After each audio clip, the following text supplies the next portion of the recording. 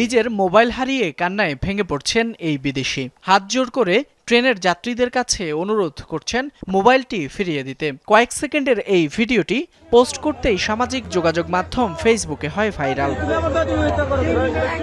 ভিডিওটিতে দেখা যায় একটি রেলওয়ে স্টেশনে একজন বিদেশি হাঁটু গেড়ে বসে ট্রেনের ছাদে থাকা কিছু মানুষের কাছে অনুরোধ করছেন তার ছিনতাই হওয়া ফোনটি ফিরিয়ে দিতে। তার কান্নাজড়িত কণ্ঠের আকুতিতে বোঝা যাচ্ছিল মোবাইলে সংরক্ষিত তার ডকুমেন্টস বা জরুরি প্রয়োজনীয় কিছু।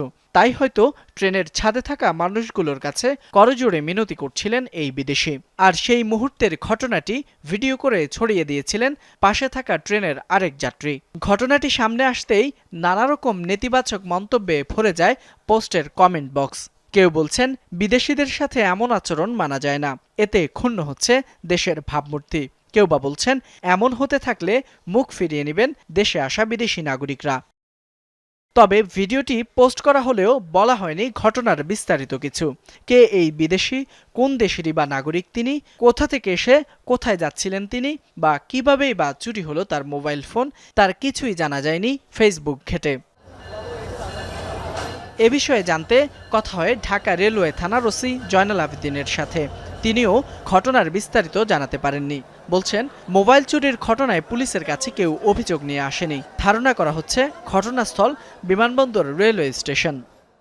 এটা আপনাদের মতো আমরা সোশ্যাল মিডিয়ার মাধ্যমেই জানছি। এখন এই ভুক্তভোগী আমাদের কাছে আসে নাই, আসলে হয়তো আর একটু বিস্তারিত জানা যেত, আমাদের জন্য কাজ করা সহজ হতো।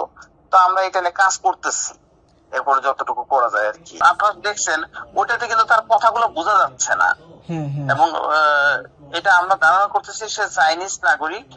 তারা এই বিমানবন্দর থেকে ইতিপূর্বেও বিভিন্ন সময় কন্টেন্ট ক্রিয়েট করার জন্য বিমানবন্দর থেকে ট্রেনের ছাদে উঠতো।